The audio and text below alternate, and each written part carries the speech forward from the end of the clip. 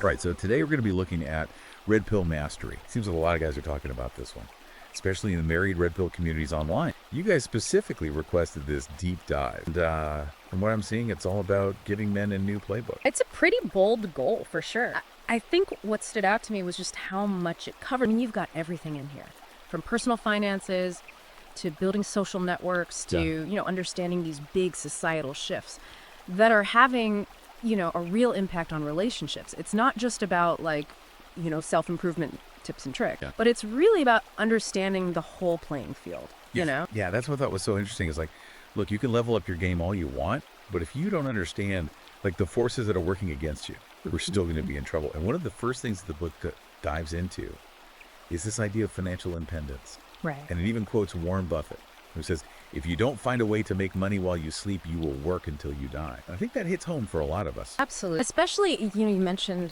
the married Red Pill community. Yeah. I mean, that quote goes right to the heart of that whole idea of covert contracts in marriage, where financial stress, it can become a huge point of leverage. And you know that. By achieving financial independence, you're not just securing your own future, but you're actually creating more equality and freedom within your relationship. I never really thought about it that way. Yeah. It's not just about the money itself. Right. It's about, like you said, the power dynamic. Exactly. Yeah. So how does the book suggest guys go about achieving this financial freedom? I think a lot of people, when they hear that, they think, oh, get rich quick scheme. Right. That sort of thing. Easy money. But this is really not about that at all. This book is about building a solid foundation, through practical strategy. Right. Things like, investing in the stock market, real estate, even starting your own business. It's about taking control, rather than being at the mercy of a job. Or even worse, feeling trapped in a relationship because of finance. Yeah. I could definitely see how that would resonate with a lot of men. Yeah. Who are feeling that pressure, especially guys who are, maybe starting to question some of those traditional roles within their marriage. It's almost like this book is saying, look, you can rewrite the rules if you want to, but you need to have that financial security to do so. That's a really good point. And, I think it connects really well to this whole red pill concept of being a high value man, and this is something that a lot of people get wrong. I think it's not just about looks or, status or whatever. It's really about having the resources and the mindset to actually go out and create the life that you want. Okay, so we've got the finances, that's like the foundation. Yeah. But then the book kind of jumps into this whole other area of social dynamics and communication. And it really talks about the importance of mastering small talk, building strong social networks, which, I don't know, it seems a little counterintuitive for guys who are already, feeling maybe a little disillusioned with mainstream society. Yeah, I think that's a fair point. But here's where it gets interesting. The book's argument is that even if you're questioning the system, even if you disagree with it, you still have to be able to function within it. Right. And mastering communications is really like learning the language of power.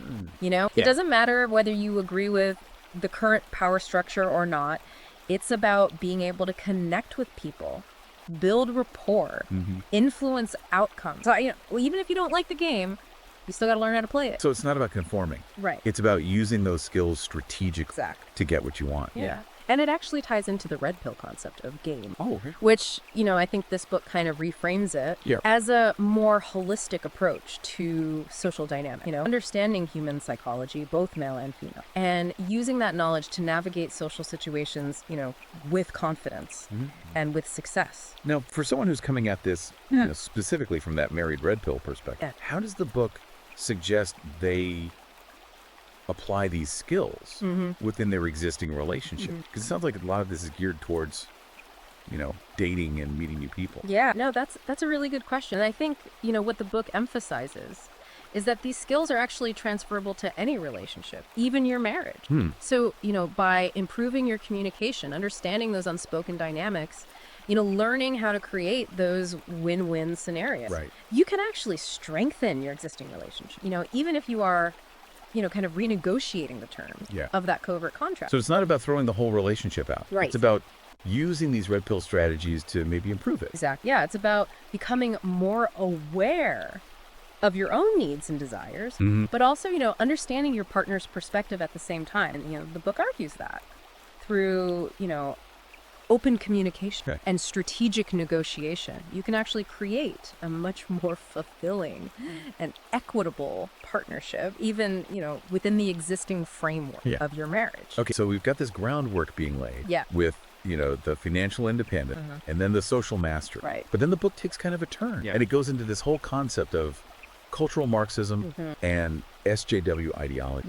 And this is something I'm sure resonates with a lot of guys in the Red Pill community who feel like the culture has really shifted dramatically. Oh, absolutely. And this is really where I think this book tries to connect those personal struggles to a larger historical narrative. Like to really understand the challenges that men are facing today, particularly in marriage and relationships. You got to look at how Western institutions have been influenced by, certain intellectual movements. So it's like peeling back the layers of the onion a little bit to see how we got here. So it's not just about individual self-improvement. Right. It's about understanding the broader cultural context. Exactly. Yeah, and the book dives into all sorts of, intellectual history, exploring things like, the Frankfurt School, critical theory, and how those ideas have kind of permeated academia, media, even the legal system. It's about recognizing those patterns, those narratives that we see all around us, and then understanding how they might be impacting your own life. And even, your own marriage. Yeah. And I could see how that would be empowering for guys who feel like they're kind of swimming upstream. Absolutely. Yeah. You're not crazy. There are real forces at play here that are, shaping the world around us. Right. And by understanding those forces, you can start to develop strategies for navigating them, for protecting yourself, protecting your family, and even for pushing back against them. Okay. So that sounds great. Yeah. Like a very powerful idea. But how does the book suggest, how do you actually do that? I mean, you can feel very overwhelming to go up against these, these massive cultural forces. Well, I think it starts with education. Okay.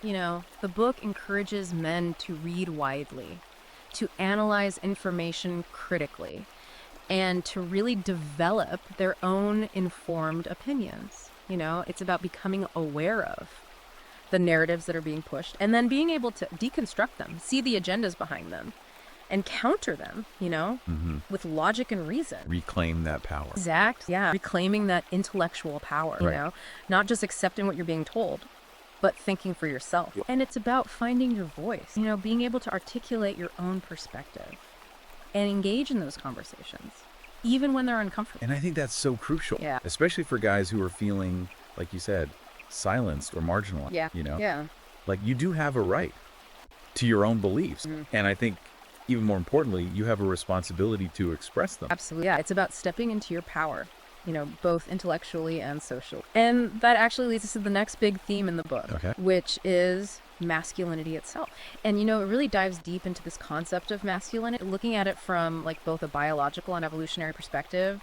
It challenges that idea that all these traditional male traits are just social constructs, saying they're actually deeply rooted in our biology, millions of years of evolution. And I'm sure that ruffles some feathers, especially in today's climate. So what's the book's take on how all this relates to marriage, those unspoken contracts that we were talking about earlier? Yeah, well, it argues that a lot of the conflicts we see in modern marriages are coming from this disconnect between those hardwired male drives and the expectations that, modern society is putting on men, because we're biologically wired for certain roles, certain behavior, but those are often bumping up against the current cultural narratives, if you were. Like a nature versus nurture kind of thing. Exactly. We're told to be one way, but our biology is like, nah, we want to go this way. Yeah. And that creates a lot of internal conflict for men, and it spills over into their relationship, leading to resentment, frustration, that feeling like, you're constantly being asked to suppress your true self. Right, like you're always holding back. And I could see how that would just breed all these, unspoken resentments, unmet expectations, which then leads to, all the problems. So does the book offer any solutions for bridging this gap? Well, it encourages men to embrace their masculinity, but not in that, toxic way that a lot of people think about when they hear that. It's about understanding those drives, those innate drives, and finding healthy ways to express them, both within your marriage and, in your life in general. So it's not about just conforming to some, outdated stereotype of what it means to be a man. Right. But it's about understanding yourself better. Yeah. And finding a way to kind of be authentically masculine. Right. in the modern world. Exactly. And that might mean renegotiating those contracts. Those unspoken contracts in your marriage, setting clear boundaries, having open conversations about each other's needs and expectations. It's about finding that balance between the biological reality of being a man and the complexities of modern relationships. Right. And it's not all internal work, though, right? The book also talks about taking action in the real world. Absolutely. And one of the things that it emphasizes is, physical fitness, almost framing it as a way of kind of reclaiming that primal masculine energy. It's funny you say that because it's not just about, looking good or being healthy. The book actually argues that physical strength and discipline, these are actually essential components of masculinity, not only for yourself, but also to be able to protect the people that you love. It's interesting because for a lot of men in that red pill community, there's this sense that society has become almost increasingly feminized, and that men are being kind of encouraged to be more passive, more, emotionally sensitive. The book definitely tacks into that. It argues that while there's nothing wrong with emotional intelligence, it shouldn't come at the expense of those core masculine traits, like strength, assertiveness, decisiveness. These things have been essential for men, throughout human history for survival and success. So it's about finding that balance, like reclaiming those aspects of masculinity that maybe have been, downplayed a little bit, maybe even demonized in recent decades. It's almost like a call to action, to step up and embrace that responsibility. And it ties back to the covert contract idea too, Yeah. By becoming stronger, both physically and mentally, you're not just improving yourself. You're actually shifting that power dynamic, within your relationship. You're becoming more valuable as a partner. A man who can actually provide and protect, which, let's be honest, that's attractive to women on a primal level. Right. So we've got this understanding of masculinity, reclaiming these more traditional roles, becoming stronger, more self-reliant. Yeah. But the book doesn't stop there, does it? It also dives into this whole world of like personal growth, developing that mindset. Of a red pill master. Yeah. It's about taking all of that external stuff Yeah. and integrating it with a powerful internal transformation. Right. Cultivating those traits that are really essential for success in any area of life. Things like discipline, resilience, confidence, emotional intelligence, the ability to set goals and actually achieve them. So it's almost like a blueprint for becoming like the best version of yourself. Exactly. Yeah. But how does the book suggest guys go about that? I mean, it sounds like a pretty tall order, especially if you're already feeling, kind of stuck in a rut. Well, it's about taking ownership of your own growth. And it offers a lot of practical strategy. Things like, setting clear goals, developing daily routines, practicing mindfulness, seeking out mentors. It's about creating that structure, a system for self-improvement that allows you to consistently, level up. I like that. It's not just hoping for the best. It's like, making a plan. Right. And then taking those deliberate steps. Exactly. Yeah. And that ties back to, the whole red pill philosophy of taking control of your life, recognizing that you're not a victim of circumstance. You are the architect of your own destiny. It's empowering. Yeah. It's saying you have the power to change. You have the power to grow. You can create the life you want. But you got to be willing to put in the work. Exactly. And that work involves not just those external changes, but also that internal transformation, developing that mindset, the emotional resilience, that unwavering self-belief that are, really essential for red pill mastery. So we're building this foundation of self-reliance, this strong internal core. We've got that understanding of masculinity, the forces at play in society, but the book goes even deeper, right? It starts talking about purpose, like finding that deeper sense of meaning. It's about going beyond just the material success, the status, the relationship. It's about asking those bigger questions. What is my purpose? What legacy do I want to leave behind? What impact do I want to have on the world? Like those existential questions. Yeah. And, those can be intimidating for people, especially, in the married red pill community, where there's already that sense of questioning those traditional roles and expectations. But, the book argues that this is about reclaiming that sense of agency, of having a mission, being driven by something bigger than yourself. And that this is what really separates the men who simply survive from the men who actually thrive. So it's not just about fixing your marriage or achieving financial success. It's about finding that thing that gives you, a reason to get out of bed in the morning. Exactly. And that purpose might be different for every man. For some guys, it might be about being a great father. Right. For others, it might be about building a business or making a difference in their community. Right. But the point is to find that thing that lights you up, that gives you that fire, and then pursue it with passion. It's inspiring. You know, even in a world that feels kind of chaotic and disillusioning, Yeah. you can still create your own meaning, leave your mark on the world. Exactly. And the book argues this is a crucial part of Red Pill Mastery. You know, understanding that you're not just here to consume, you're here to contribute, Right. to create, to make the world a better place than you found it. Okay, so we've got this foundation of strength, this drive for purpose, understanding of the world. But then the book comes back around to relationships, right? Yeah. And specifically those challenges that men are facing Yeah. in the modern dating landscape.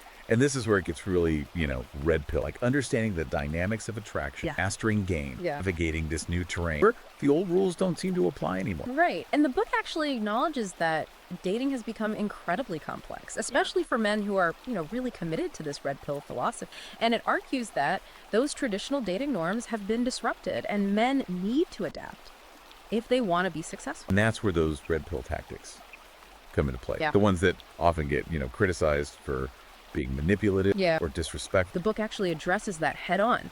And it argues that game is often misunderstood, that it's not about tricks or manipulation, it's about understanding the psychology of attraction and using that knowledge to create genuine connections. So it's about being authentic, but also being strategic. Exactly. Understanding what women are looking for and being able to present yourself in a way that's both, genuine and attractive. Yeah. And it's about being confident, assertive, decisive. These are qualities that are traditionally associated with masculinity, but are often kind of discouraged in today's society. Right. And the book argues that these qualities are actually essential for attracting high-quality partners who are looking for strong, capable And men. again, I can see how that would appeal to a lot of men. Yeah. Or feel like, they're being told to kind of downplay their masculinity. It's like, look, these qualities are not toxic. Yeah. They're actually attractive. Right. Own them, embrace them, and use them to your advantage. Exactly. It's about reclaiming that confidence, that power,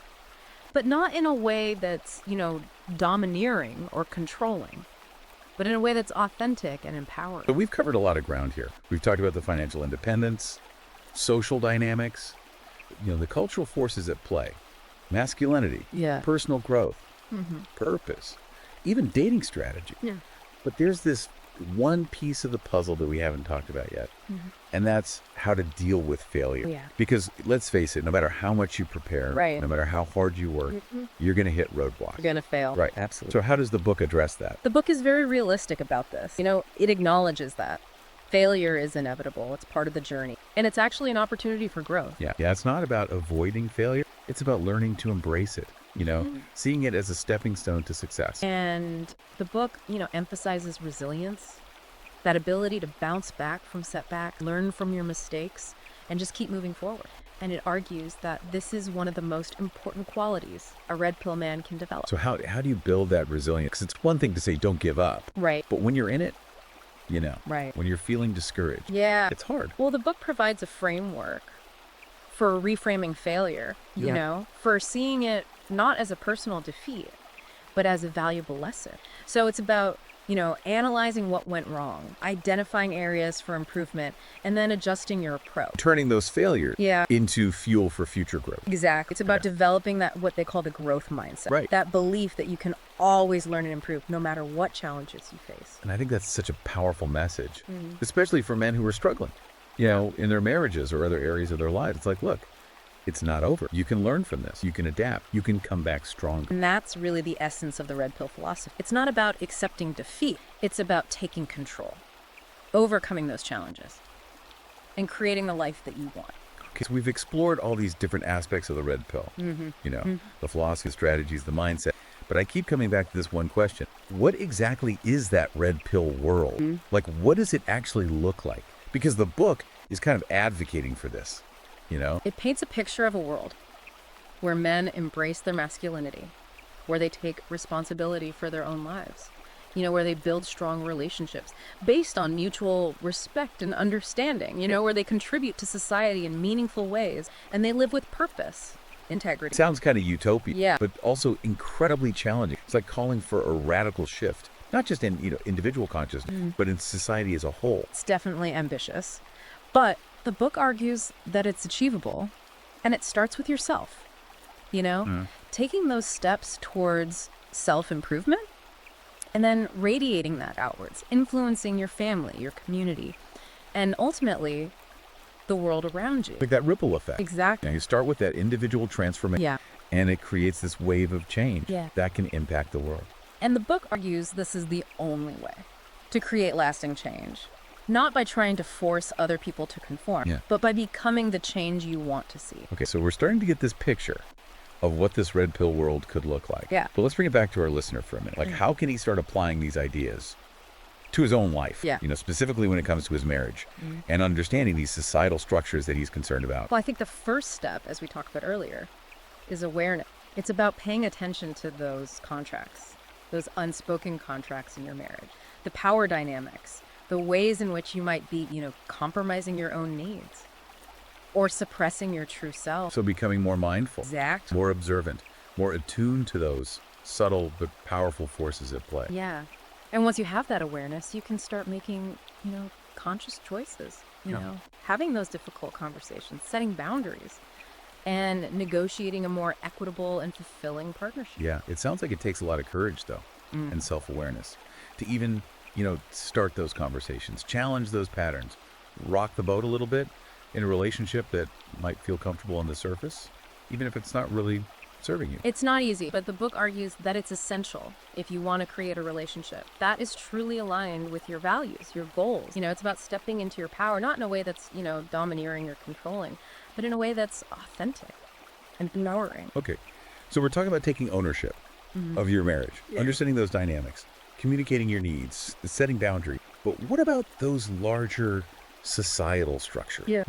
The ones that are impacting relationships, the ones that the book argues are influenced by, cultural Marxism and feminist ideology. Well, the book encourages men to become more informed about those ideologies, to understand their origins, their core arguments, their impact on society. It's about recognizing those narratives, being able to deconstruct them, and then counter them with logic and reason. So it's not just about kind of retreating into your own little world. Okay. You got to engage with the wider culture. Yeah, even if it feels hostile, even if it feels unwelcoming. It's about finding your voice, articulating your perspective, and being part of the conversation. And I think that's crucial, especially for men, who are feeling silenced or marginalized. Yeah. Like, you have a right to your own beliefs, and you have a responsibility to express them. Absolutely. And it's about finding those like-minded people, building those communities of support where you can share your experiences, learn from each other, and strengthen your resolve.